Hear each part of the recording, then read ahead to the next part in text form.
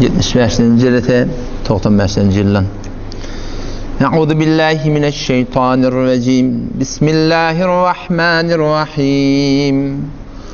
قل إن كان آباؤكم وأبناؤكم وإخوانكم وأزواجكم وعشيرتكم وأموال اقترفتموها وتجارة تخشون كسادها ومساكن ترضونها أحب إليكم من الله ورسوله وجهاد في سبيله فتربصوا حتى يأتي الله بأمره Vallahu la yehdil kavmel fasikin. Ayı Allah Tebarek ve Teala'nın pak kelamının 24. ayet Sure-i Tevbe'den. Bir ayeti ki köp Müslümani fiqhten geçirip koyattır. Yani Allah Tebarek ve Teala bizim daşçıolemdeki zatlar tanaptır. Şoň mukabilinde bizden isleýär ki biziň muhabbetimiz, biziň itaatimiz, biziň liýagatymyz şolaň mukabilinde hemmesini bir gapdala sowup Allah Taala bilen Peýgamber sallallahu sünnete mutabyk ýaşamakda ýetdi. Daşçöwremizde bir şey taallukatlar bar.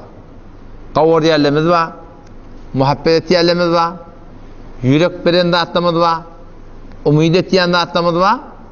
Şolun mukabilinde Allah Tebarek ve Teala'nın her bir Müslümanın vazifesi ki şolun kenara koymalı şoları. Eğer Allah Teala bilen Peygamber sallallahu sünnetine ters olsun.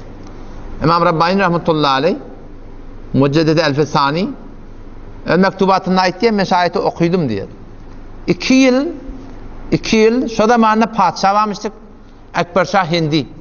Adı Müslüman padişah mıydı? Ol bir sada Müslüman padişahmıştı. Falan yerde kabir var deyip şundan piyada şoňa diye sefere giderdi diye. Ben kabristanı diýär teýdiniň aýby ýok. Ýöne aýak gelen aşan. Sizde bir halati ifratiyeti varmıştı. O zaman ondan öwçek padişah Müslüman, bu da Müslüman padişah öwünçe. O zaman şu Müslüman padişah şu zamanında şu derbarileri tamam Müslüman ahurda zatlı da şöyle teorinin adamda var. Şolun bet emeliğinden Müslümançılığa İslam'a bunda şirk etti. Ulamaların bet emeliğinden İslam'a şirk etti. Çünkü gördü diye Kaziyel Kozat, Kazilerin başlıklarının önünden ölünden sonra şu form heşte tela çıkıyor. Ulakon. Böyle ne ezrebi? Öyle ahun niye kıyamet var, cennet var, dünya kendi hüviyet olmalı diye betiye. Yönü önüne şu form ulakon heşte tela çıkıyor. Şu kendi cur gelmeye deyiptir şu. Yok ahun ol, bay olan da evi yok. Ama şol emelker şola padişahın gözüne burumda şekoklaptır. Sonra şu Hudayın benneti şu ulamalar da oturup bahsettirmeyene beter heva etmiştik. O zaman bir günün kellehine vurdu diye. Menşi edyalları, dinleri oturup bahsettireyin de. Şondan Müslümanlardan bir alim, Yahudilerden bir alim, Mesihlilerden bir alim ve Buda, Butperestane, Çin ve Hindistan. Şu Budailerden de Butperestlerden bir alim. Çağırdı diye oturup diye bahsettirdi diye. Haka ahun hücciyet çektirmenken iyiptir, yani doğruda hizmet çekmektir şu tadı. İslam'ın haklarını niye? Sabit edebilmek diye. O Yahudi de sabit edilmedi, Mesih de sabit edilmedi. Ama şu Rama Krishna Budani perestiyet diyen botperest betir dili varmıştık. Şunun mukabilinde şu öğüt kefin oturup diye hemmetin üstün çıktı diye padişahın yanına. Padişah da alakam dininden kullen uğurlu diye kullen mescitleri bağlap, hatne, kullen qadağan tığır öldürmekte yok mu demeyler. O hem elan İslam'ın aleyhine Celaleddin Ekber Şah Hindi diyorlar ona. Qarn-ı Nuhum'da vücuda dönen adam şu. Takriben 980 medeniyerdi. Kullen İslam'ın aleyhine bir sürü işler etmeyendir. Müslüman padişah kafir olup murtet olup bir cidid bir kitap yazıp Kur'an'ın mukabiline şey de tebliğat etmeyendir. Şimdi şu zamanla bela nispet cirehar ahum molalar gelip şimdi önüne şeyle secde etmemiştikler. Secde etmemişler. Secde etmedik bu da her kim secde etmeden şundan nani verirdi diye. Ama İmam Rabbani rahmetullahi aleyh Şeyh Ahmed Serhendi diyorlar ona. Tasavvuf-u Nakşibendini doğru turutunu gördüğün adam şu. Tasavvuf diyen zat her vakit şeriatta şimdi kendi gumrahiler döleptir. İmam Rabbani rahmetullahi aleyh şunu mektubatına ait diye diyedemden eşittim diye 70'i çorgan diyesin 72 diye topçuktan tabalısı diye da. Ne mi diye şu diye adı topbilen hulası cüzünü dolduracak olup beren mağam muğ etmesini gep beren her vaqtda millette topçuluk bir adıda cavaftada şundan suusfaden her vaqtda kem olup kem fırqalar şundan döredi. Emma şol tasavvuf Rabbani haqiqi tasavvuf her vaqt İslamda bağ bolupdyr. Şol alim Rabbani haqiqi naqşbendi tasavvuf yurdip ummatda bir tahawul döreden adam şu. Adam şoda şonna çağıryalı yanki Celalettin Ekber Şahindin yanında. Am kaftan bar makamına değildi diye ki şeyleşe İmam Sahip hava şuna secde etmeli. Kime secde etmeli? Şu Ekber Şah secde etmeli. Evet bolmar mı dedi. Eğer secde etmesen dınlarını vermedi, dınlarını versin dedi. Bir tane o da secde de bak, bir forum bir Allah Teala secdesini geldi. Şu İngilizlerle sonra bir şeylerle. Şu bir tane secde etmeli direktli 2 yılından yetişadi. Rabbani alim bolmar Allah'tan secde etmek değil. Adam şol Hudaýyň bir nefi mektubatynda aýtdy, men şu ýanky 24-nji ayet Sure-i Tawbadan men şunu okuydum diye. Fikretdim şuna diye. Şun haýty bermeli ba. Kul in kana abaukum şu tekizladyň haýty biri meni Hudaý bilen peýgamberin alqady. Fikretdim şuna diye. Ahir netije etdim, şun hiç haýty mende ýok dedim diye. Şun taallukaty dünýäwim hiç haýty men ýanymda Allah Resulüň azizrakda.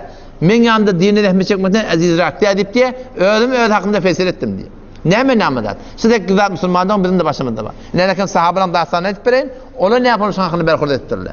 Kul in kana abaukum aytları sokla ummatına egertinin atalanız ve abnaukum oğlunuz oğlunuz ve ihwanukum doğulunuz ve azwajukum zinanalanız ve aşiretukum taifanız ve emvalun iqtaraftumuha kesbeden yığınan mallanız ve ticaretun takhşawna kasadaha ol bir ticareti korkuyan şunun kesat bolmakdan ve mesakinu tarzawnaha qawriyan jaylanız şetekki zatçı ahabba ileykum min Allahi ve rasuli sizin yanında mahbubrak bolsa metlub zatlaşlar yani mahbub bolsa bular mahbubrak bolsa min Allahi ve rasulihi Allah Teala'nın hukmundan Nebi Hudaý sallam sünnetinden sizin yanında afzalrak bolsa mahbubrak bolsa ve cihadin fi sabili yanqtek zatlar siz Allah'ın yolunda rahmet çekecek bolganda öňüňize aýlanýarlar. Dine rahmet çekecek bolýan abaukum enaňa taň attak ya. Abnaukum sünnete mutabık olacak bolýan oğluňyň attak ya diýesimizin abremizde alındy. Kur'an'a mutabık ýaşajak bolýan dogallyň daşçawyna ne baba sen bir özüň näme belli şahwar kesip Sünnete mutabık olacak bolýan azwajukum dinanaň oğlanne baba bu näme men nerden tapdyň sen hor diýip.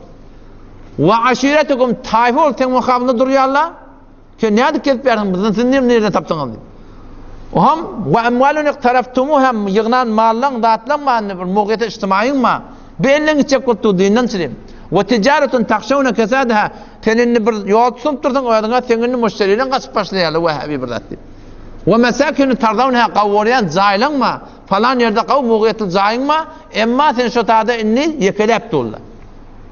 Ýekelep durlar. Eger şu tekki zat sizin ýanyna mahbubrak bolsa şol atlary qawurmaklyk sizin ýanyňyzda Hudaý bilen peýgamberiň ýoluna alqasa şeriat hukmyny döwdirse ve cihadin fi sabili Allah'ın rahmet çekecek bolýan şu tekki zat teň daşlawyna aýlanýar. Aýlantyda en şuwat aýlanyp durýar. Şu at diýişiň zindegimde görüp durlar. Şu daşlaryň daşlaryň öwünde aýlanýarlar. Fatarabbasu hatta ya'tiyallahu bi emri. Göddeşin Allah temin azab bilen gelir dipdir. Men azab bererim diye. Wallahu la yehdil kavmel fasiqin. Allah fasık kavm hidayet etmez. Sahabe-i kiram radıyallahu anhum şu ayetin mukabilinna şöyle özlendigini piş ettirler. Ki men ne kadar Allah Resulü ehmiyet berýän. Sen ne kadar Huda perest, ne kadar halk perest, ne kadar Huda perest, ne kadar il perest, ne kadar Huda perest, ne kadar zen perest, ne kadar Huda perest, ne kadar dost perest, ne kadar Huda perest, ne kadar hemsaye perest yani. Hemsayan toy tutup dur, şagalanlı şogolanlı, ünüstadi henşin gavunu görmem, Hudaýyň gavunu görmem. Kimin gavunu görsen şu perest şu. Bize ketiyat ibadet diýerleri fakat şey rükû, secde, şu mukadiyatlar ibadet diýerler. Allah tebarek ve teala Kur'an'da näme diýer?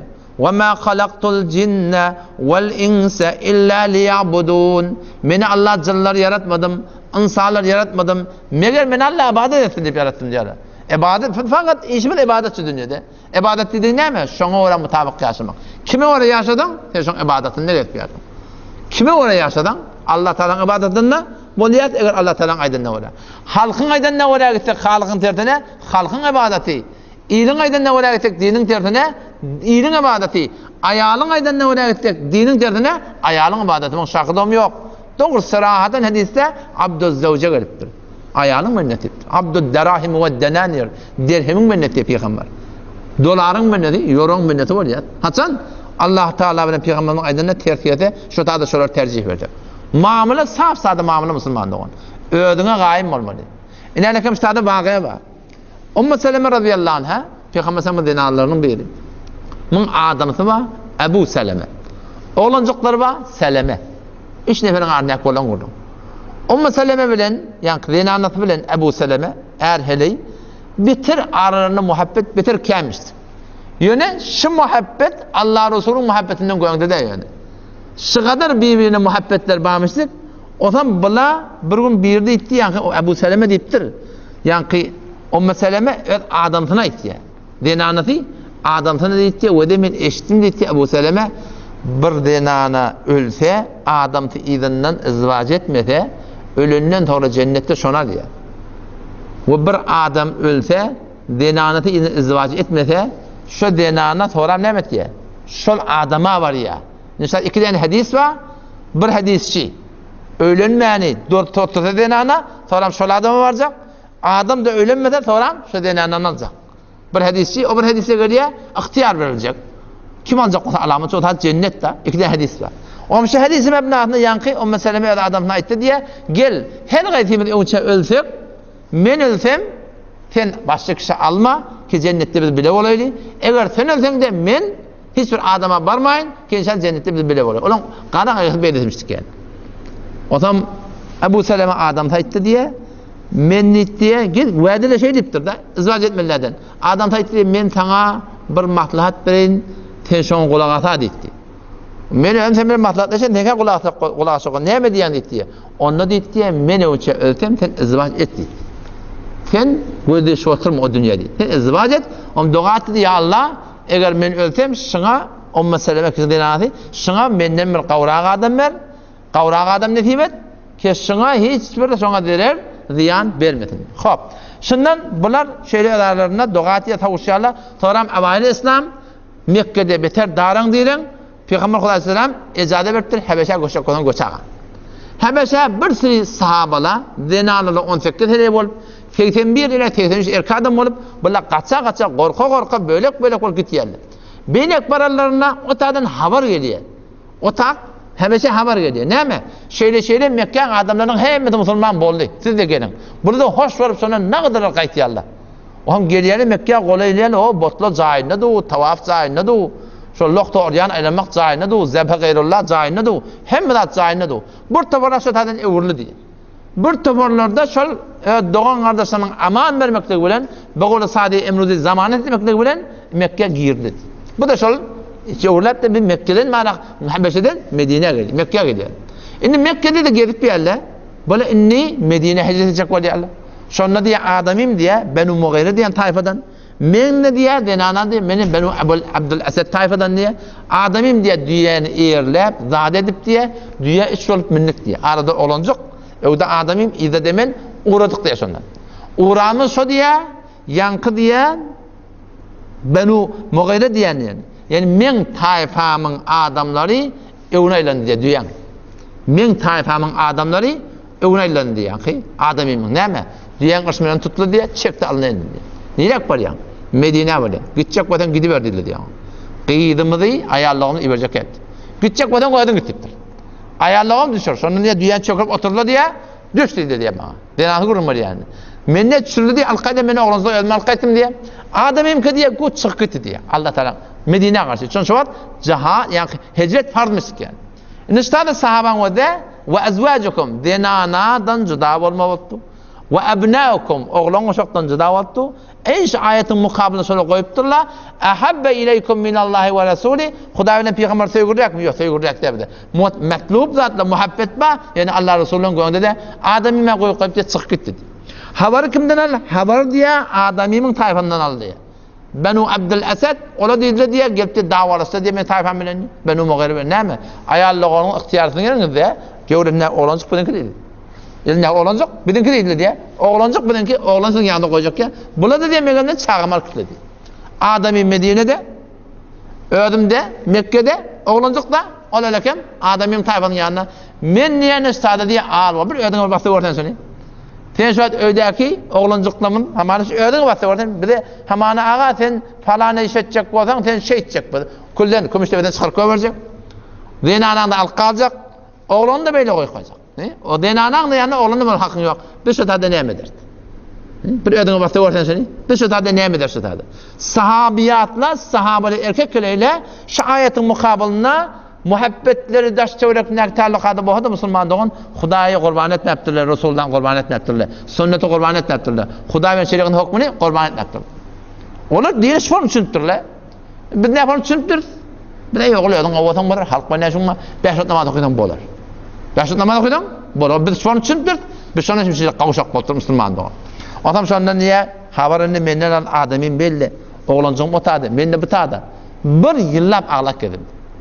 Her gün ertegen gitýän diye çörek ýerde oturup diye ağlap ikinin öňe gelýär. Hem ahir diye doğun oğlum bir diye selam olan biri bir ýyldan sonra men şu bolup geçen rehmin dedi. Daşda ötekini gurrun etti diye baba şey de nana. Şu edeni işi yok kimsin diye oğlunu belli, adamsı belli. El çekin daşından. Koy gitsin nasıl? Gurrun eda radi etti diye. O taraftan ne tayfam diye barıp diye oğlancık adamın tayfada bilen gurrun etti diye oğlancık da behar nefi baba sen ecazə verin. Bir de vereceksin. Koy gitsin. Onlardan ecazəli diye. O zaman şondan niye men niye düýe minip diye uğradım diye. Bir neçe kilometre gidemden sonra Tenaim diyen bir yer var, şu dak bardım diye. Şu taada bir tane sahabat adaşıya Osman bin Talha diye. Ama menden sonra diye nilek var yandı gitti. Onun Medine var diye. Yandı kim var? Allah'tan başka isat yok diye. Şunun evime çıktı diye. Allah bilen kasam şun yanık şerifatım görmedim diye. Sahabalı hicaba ne kadar gaymışsın. Ne kadar? Onun teade hani hicab ilmedik vaktları. Hicab diyorlar o Salih Pencemi Hicriye Be'set diye. Salih Pencemi Hicri değil niye? Sonra diye üşmehni önden diye tutup alkıttı diye. İyidip diye. Her yerde durmalı mı? Namaz okuymalı mı? Diyen çökülürdü diye. Var bağın buradan kaptığını bukunurdu diye. O hem ben hazretten bitirirdim diye. Ayakları çıkıyorum diye. Hakkı çıkıyorum. Namaz okuyordum. Toran da gidip düğe binerdim diye. Toran görüp alkıdır diye. Son yani ben bahaya adam diye. Ömrümde göremek diye. Sonra ne şeydi bara diye alıp gitti takı diye. Şu tada diye Medine koluylandı Qoba. Şu tada evveli meseledeki tanıttır şu tada Qoba'da diye beni ademimi tataştım diye. Ondan sonra diye ki Osman bin Talha radıyallahu anh iğni uğul kaytı diye Müslümandı. Ne şu konu Müslümandı ama beni ne? Şıfırım taqaza. Bu da manın kıyınçılıkları camiada din tebliğ etme olamında bir de kep kuruyorlar. İlahi uğrun yok. Bir ev ilahi uğrun kep kuruyorlar. Sana bey diyerler, şey diyerler. İlahi uğrun ne bir tayak var, ne bir bıçak var, ne bir palta var. Ne bir tüyün var, hiç saat yok Müslüman doğan. Fakat bir kep çekmek ister. Zamanın ilk ulukan mücahede ne mi? Kep çekmektir. Kepte ne mi? Ösberiyen yıl. O zaman şu taydan daş teoremizde hemmecekleri muhabbetimiz olmalı. Edebimiz olmalı, ihlasımız olmalı, ahlakımız olmalı. Ama Allah Teala bilen Peygamberimizin aydanının hayti bir şeriatına, hayti bir sünnetine ters olacak o da ihtiram bilen dost men sen aydan kulak bulacak ki. Kimin aydanını Allah Teala bilen Peygamberin mukabilinde tercih versek inelekem doğrusu yani ayet biz Sure Tevbani bir barda okuydu var. Allah Teala ne mi diye? Fasıktır deyiptir. Yani siz men hukumdan çıkan kulden. Siz men aytyan musulmanım diye. O sahabalar şunu düşünüp bana şöyle gayim durdular Müslümanlar. O zaman şu taydan şuna akıllayana avval ahir şu bizim avval terbiyetimizin öğüdü taldan çok oraya şey öğrettiler öyle oğulcuğum öğüdün avvatan bular. Halkma işim olmaz. Şu uğrik göbertiler aranı biliyor musun? Şimdi bizim siniptir bir çünkü de biz kulle Müslümançık şunu kadiyata şu var. Öğüdün avvatan bular halkma işim olmaz. Hani ki ya ikinin gurun ettik Allah Teala hayiş çıkan yalak. Ya eyyuhellezine amenu ey iman getiren adamlar kunu ansarallah Allah'ın dininin kömekçisi olun. Allah bize şunu diyor. Biz de mi diyoruz? Öğlen avatan olur diye. Halkın işin olmadı. Ne kadar Kur'an'ı ters biliyor musun? Ne kadar Kur'an'ı ters var ya bizim zindagimiz öğlen avatan olur. Ne edip bir artık ne etmeli diye mi? Hissat veremez aklı, sünnete mutabık yaşayacak, koyun aklı bir acip bir musulmançılık bulur. Allah temize tevfik versin. Vesselamu aleyküm ve rahmetullahi ve berekatuhu.